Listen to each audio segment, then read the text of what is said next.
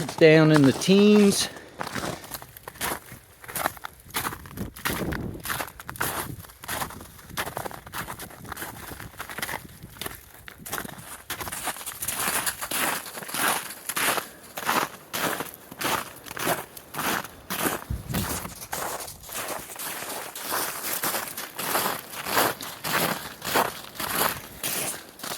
There's to get down in the negative temps with the wind chill tonight.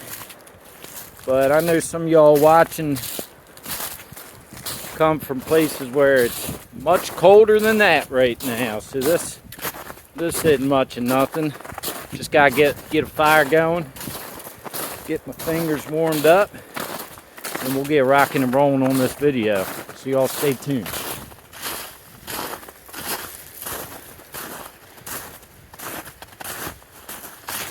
Find a good spot to get nestled in where the wind's blocking just a tad bit.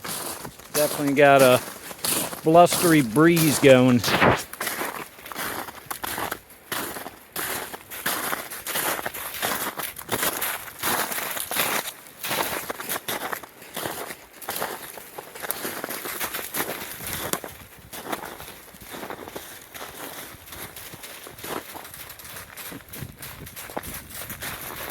Burgle's first, I mean, this isn't a real snow, it's only an inch or two, but this is more than Burgle's seen before. He's pretty excited.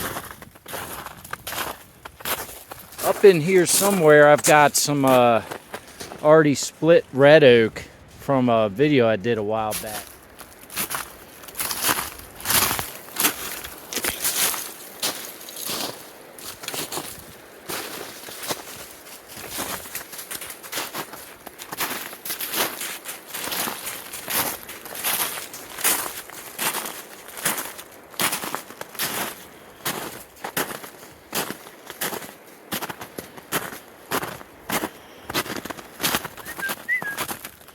Right here.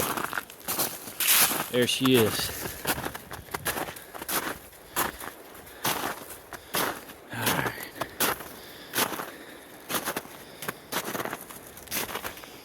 So, I don't know how much this is going to help me. It snowed some yesterday, and then towards the evening, it was doing a heavy wet snow mixed with a heavy rain. So everything got really soaked. But this is good training. I'm gonna get a fire going one way or another. I'm gonna try and do it with a bow drill set.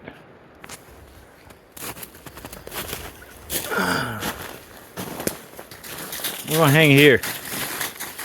I have a set of wool gloves. I'm not going to use them. My fingers have gotten pretty cold. They're starting to get a little cold. And I'm going to try and get a fire going without, having used my gloves. I haven't had them on the whole time I've been out here. So just kind of like good training while I'm in a semi-safe spot.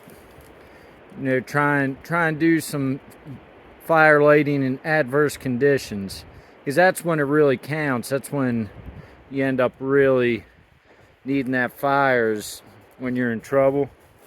And then that's when it's really hard. It's not 70 degrees and dry and sunny right now. It's extremely humid, damp, cold, frozen tundra. Burgle's loving it. Gotta be careful, because when stuff gets soaked and then freezes, has a tendency to just snap. When we were out hiking yesterday, there were some things snapping.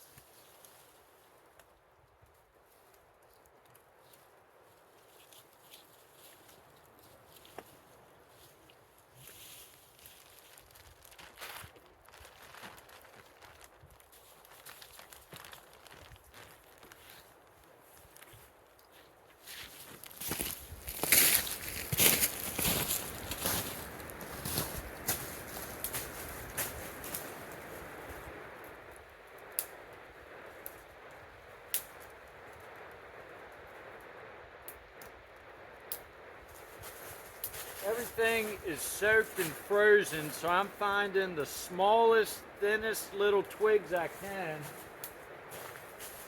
I'm sticking them in my armpit here, trying to thaw and dry them out a little bit as I go. Have every angle possible in my favor.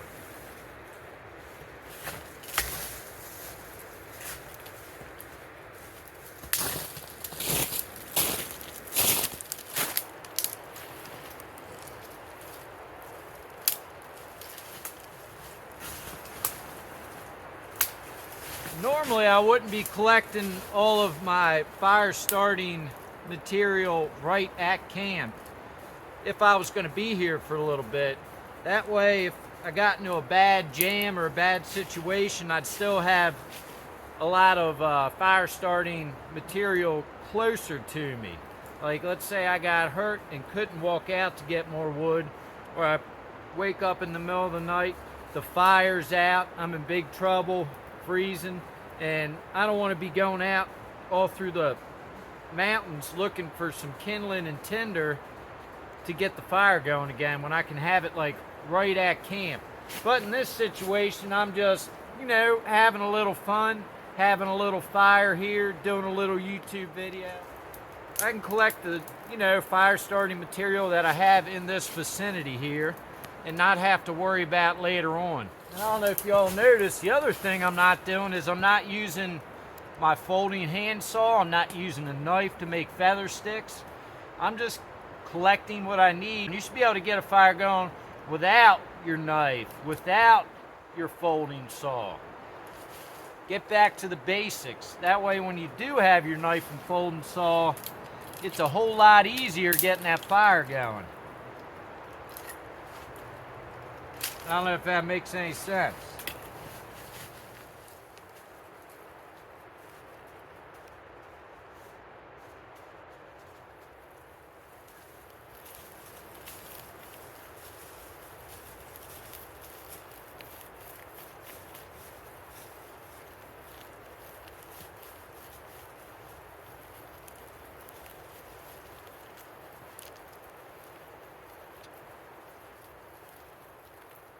Trying to keep this stuff as absolutely dry as possible.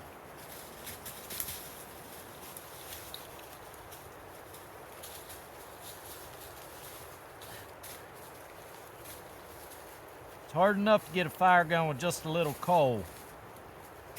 Tiny little coal. When you get some damp tinder, you're asking for failure. Everything's wet.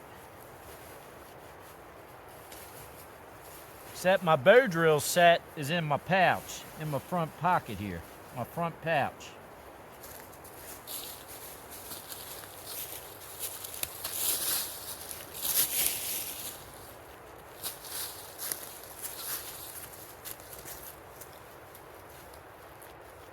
Bonzo's ready for a fire.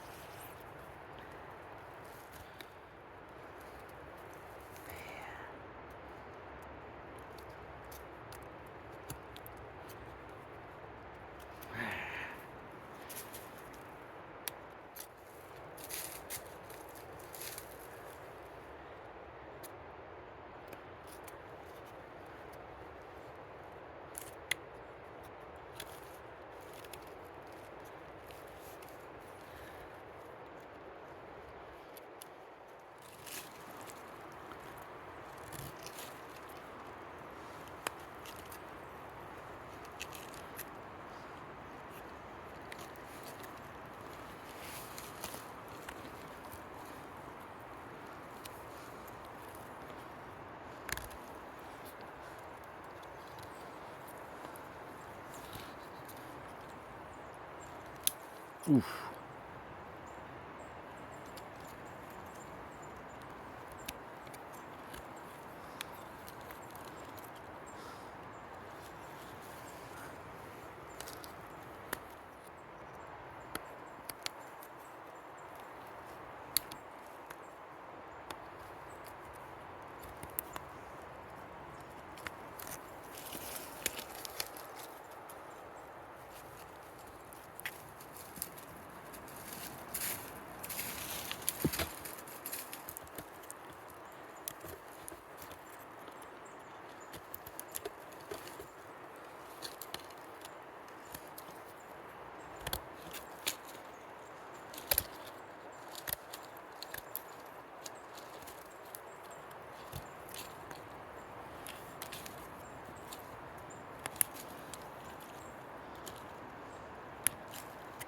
Gotta be careful.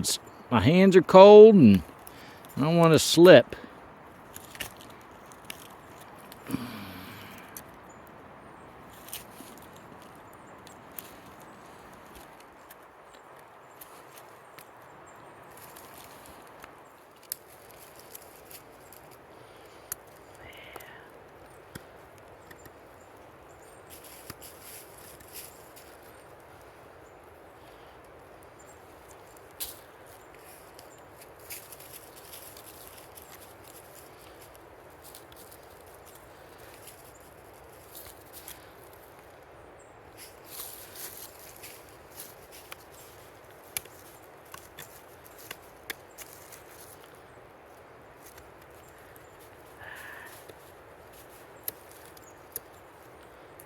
Yeah.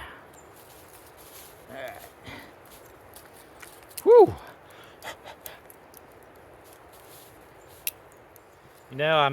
That's the kind of thing when you're cold, I made that the wrong way. It's what happens.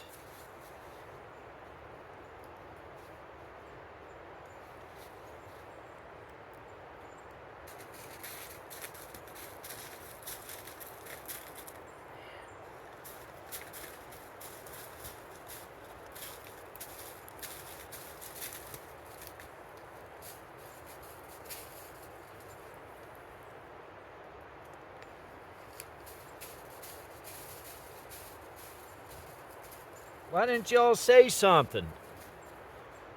I was putting that notch in the wrong position. Now, all these YouTube guys are always trying to reinvent the wheel, right? So I'm reinventing it right now. This is a bow drill, a bow, plus it's going to be a pot hanger. So I can use it for both. I don't have to make myself another tool, right? Got a pot hanger and a bow for the bow drill. Fancy. New design. Should I make a YouTube video of it?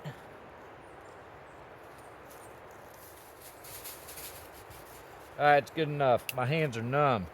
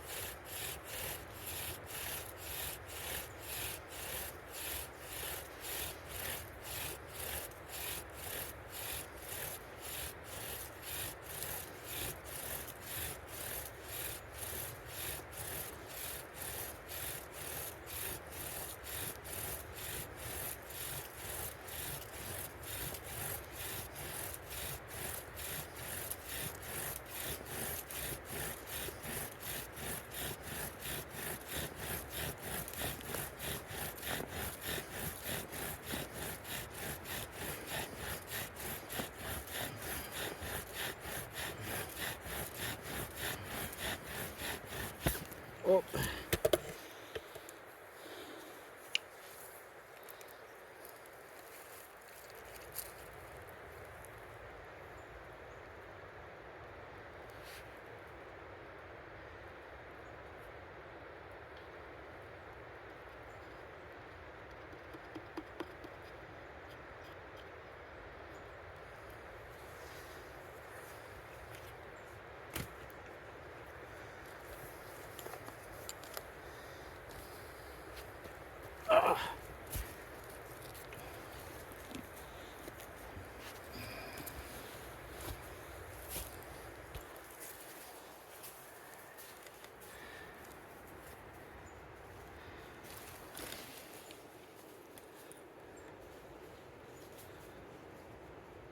Just gotta let her go for a minute.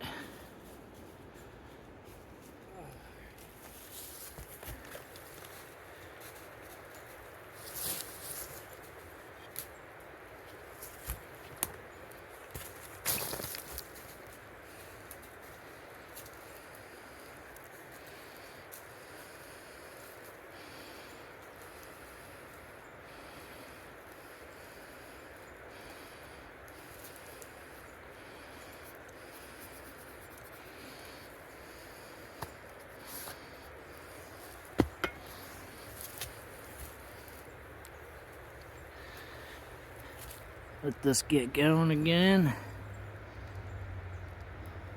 All right, here we go.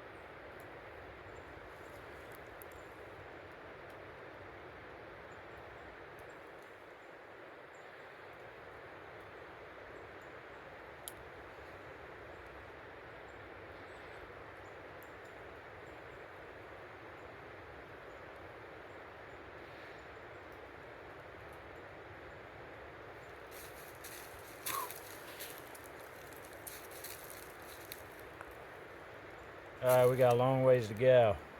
This stuff's kind of a little bit damp. Set it up on here. Ah, come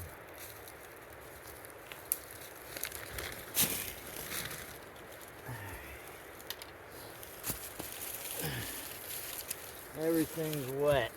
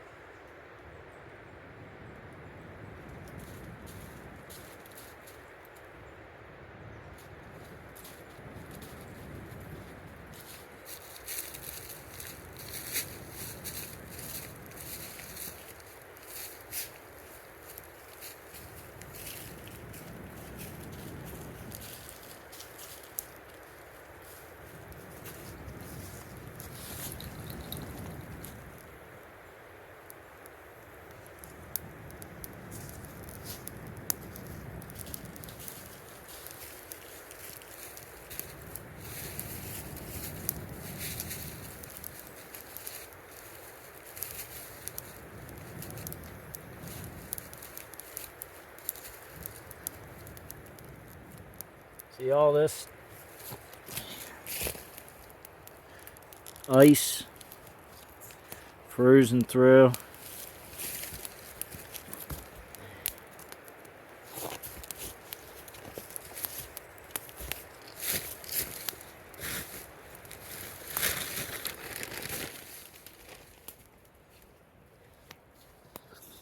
I just looked back at the footage and I didn't have ignition on camera of my bird's nest. That was a hard fire to get going with a bow drill. I've never done it in the freezing cold, damp, frozen, whatever, in the snow. It was really hard to keep that pile dry. It took a little while. It probably took overall about half an hour, 45 minutes. I'd say around 40 minutes to get it going. And I was getting pretty cold, but not as cold as it could have been. And that fire feels really good now. So You know, it sucks. It wasn't on film, but it is what it is. What am I going to do? Just gotta, I mean, I'm really actually happy I got it going in the snow. You know, I could have just not gotten it going at all. So let's get going.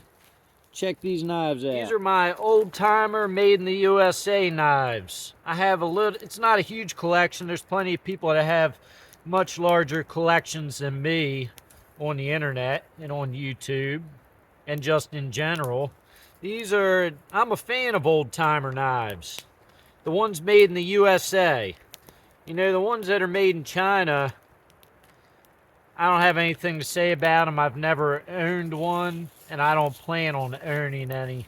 Even if somebody gave me one as a gift, I would, you know, I would accept the gift and smile and say thank you, but that knife would never come out to be used. So I'm just not into Chinese knives. No offense. There's some companies in China that make some pretty decent ones now. So here is my collection. We'll start off with the pocket knives. We've got, I believe, so this one here is a little bit of a rarity. It's not really rare, but, you know, sometimes you can find them on the internet.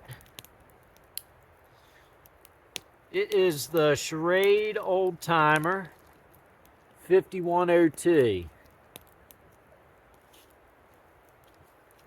And this one is in carbon steel. I've just kept it nice. It is a user.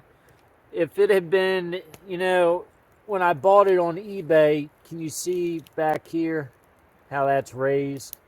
It was defective. And they didn't tell me that when I bought it. So, you know, I always get screwed on eBay, but it's my own fault for keeping on going back, right? But so this, I mean, it's still a solid lockup, and this has turned into one of my users. Nice knife to throw in my back pocket. It's got a nice little belly on the blade here. Full flat grind. It's a good little hunting knife. Good little hunting knife. I think they used to call it the Sunfish and the Bulldog. There was a couple different nicknames for this knife, but this is a really cool knife, real slicey. It's got a solid lockup even with that defect back there, and I really enjoy carrying this knife.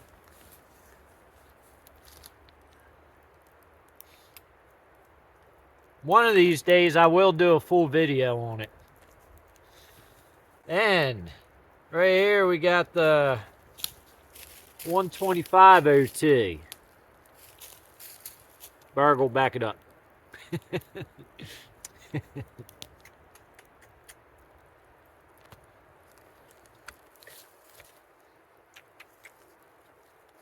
What are you doing? Look, there's Bonzo sitting with me. Guys are all up in my shit. Alright, not here. So, Schrade 125 OT. Nice long blade, slicey blade. And this one it has this liner lock here, which isn't extremely strong, but it's good enough to keep the blade opening up on you. It's got a good enough of a lock. It's better than a slip joint. This is a pretty big long blade. I don't know exactly how long it is. Maybe a 4-inch blade, if I'm not mistaken. Carbon steel, nice and slicey. Old Delrin handles. Kind of reminds me of a thing called the Bone Crusher. If I had one, I'd compare it. Maybe they got their idea from this old Schrade. The 125 OT. Made in the USA. Carbon steel.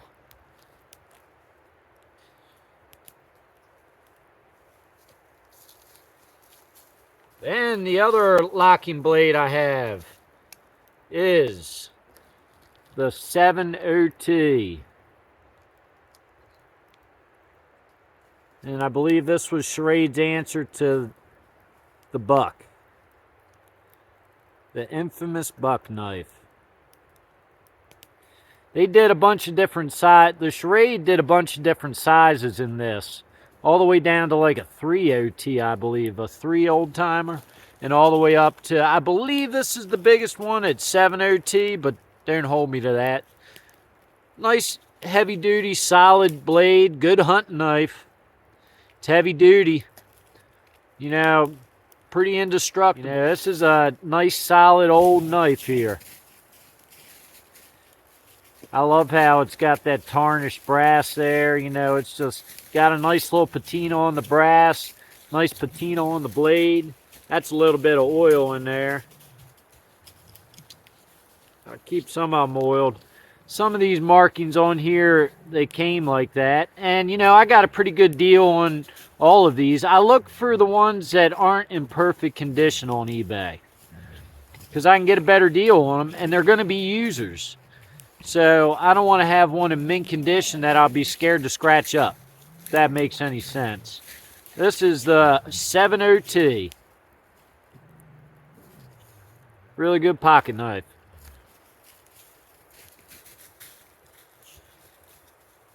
With that 51 OT, it came with this nice little, I believe it's the original, but who knows really.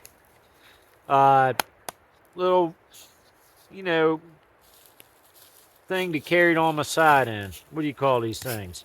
Nice little case to carry it on my side. This is made by Schrade, but this one here is an Uncle Henry. Somebody owed me some money, and they gave me this knife. It didn't even come with a sheath, but this is an old sheath from, Hey Curtis had given me a knife we'll see here in a minute to do a video on. And this was the sheath it came with. I made a new sheath for the other blade, but I figured it works good enough for this old Henry.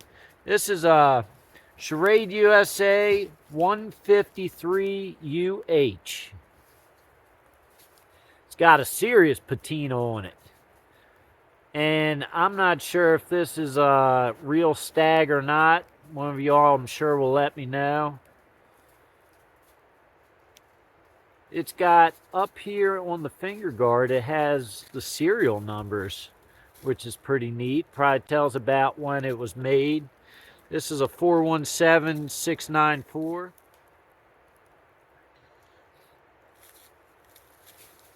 But, man, this one's got a nice dark patina on it. Carbon steel blade. Be a good little skinning knife.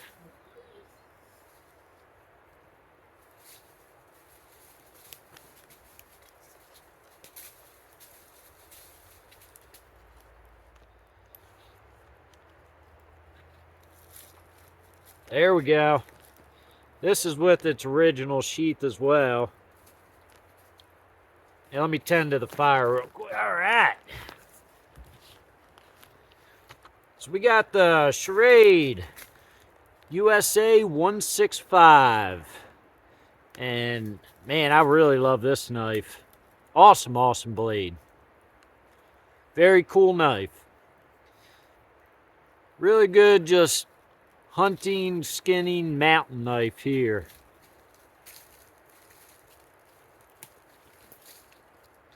Got this old patina. It's a little bit pitted.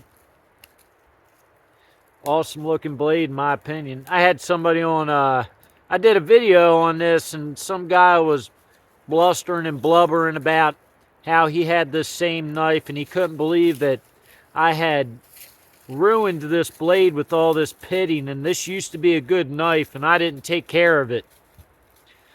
And this is how I got the knife, and I love the way it looks. People like that, I mean, it's gotten to where, like, should I even waste my time commenting back, or should I just delete the comment? And it's only going to get worse the more subscribers I get. I know, but I'm learning how to work through all those dumbass comments. You know, there's always one. But I love this knife. Really cool. Same thing, Delrin handles. Just a really nice skinning knife, hunting knife, knife to be running around up in the mountain with. Solid, solid tool. Nice patina on the brass. Schrade 165.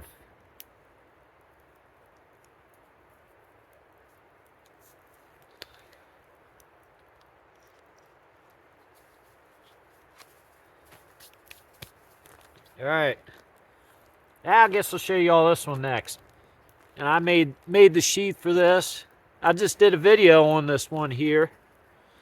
Hey Curtis had sent me this knife that had been in his drawer. And he said, why don't I do something cool with it?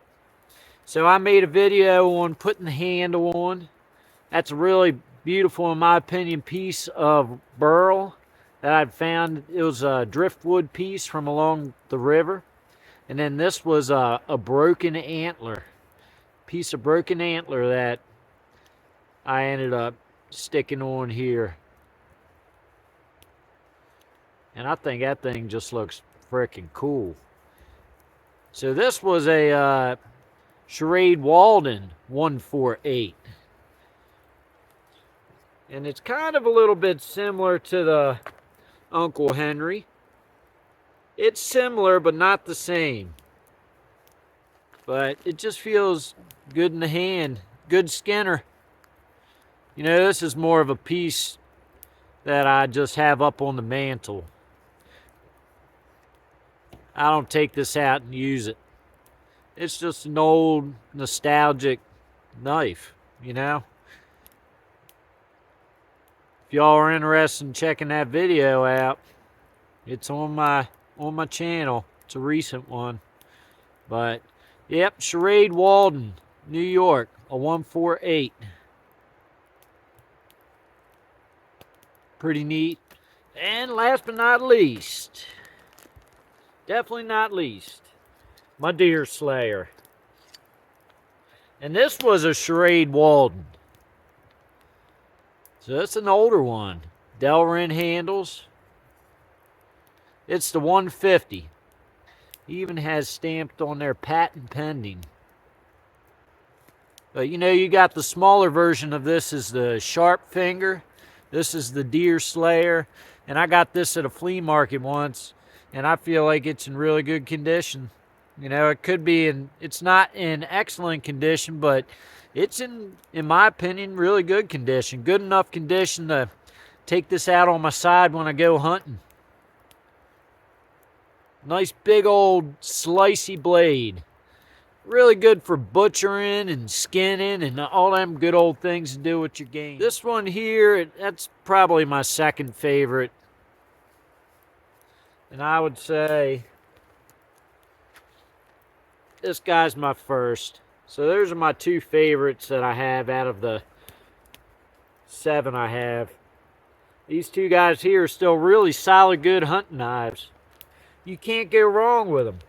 Even being them old vintage knives, like, you know, you can't go wrong taking something like that out in the woods. You know, that's the kind of knife maybe your grandfather or your dad had or your uncle. And they got fancy new knives nowadays and all these stainless steel and blah, blah, blah. But, man, what it comes down to, you just can't, in my opinion, you can't go wrong with that old carbon steel. You got your Schrade old timer. I'm a big fan of Schrade old timers, and you know, I'll keep on building up my collection here and there if I see something at a flea market. What are you doing? You give me knuckleheads.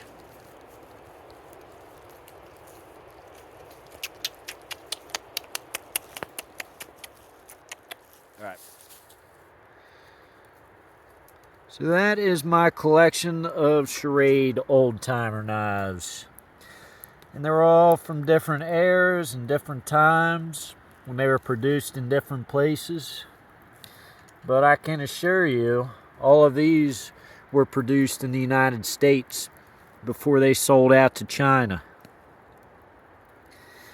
Awesome hunting knives. I think most all of the old-timer Schrades were, at least these belt knives were mostly all geared around hunting. And a lot of these pocket knives. Of course they had, man, I couldn't even tell you how many different models of pocket knife they used to produce. It would be a long, long time trying to collect all those. I couldn't imagine. There's people that have a lot of them out there. But I'm a fan of Schrade old timer knives. How about y'all? Are you all fans of Schrade old timer? The ones made in the USA? Back in the day, all these knives have a story here. I just try and add to them. I love that old carbon steel with those old patinas.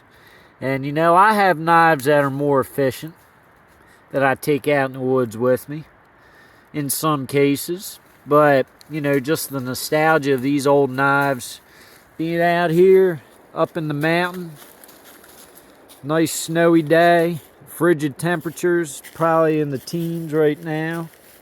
Got a nice fire going. Kicking it with my pups. They're getting restless. But, well, I appreciate y'all watching. What'd y'all think? What do y'all think? I know it's not a big collection, but it's what I got. Any of y'all have a nice collection of old-timer knives? I'd like to hear about them. What do y'all think about the USA-made ones in comparison to the ones made in China? I don't have any of the ones made in China. Do any of you all? Are you happy with it? Does it work all right? But I appreciate y'all watching. And I'll get more coming out soon. I'll catch you on the next one. See ya! See ya!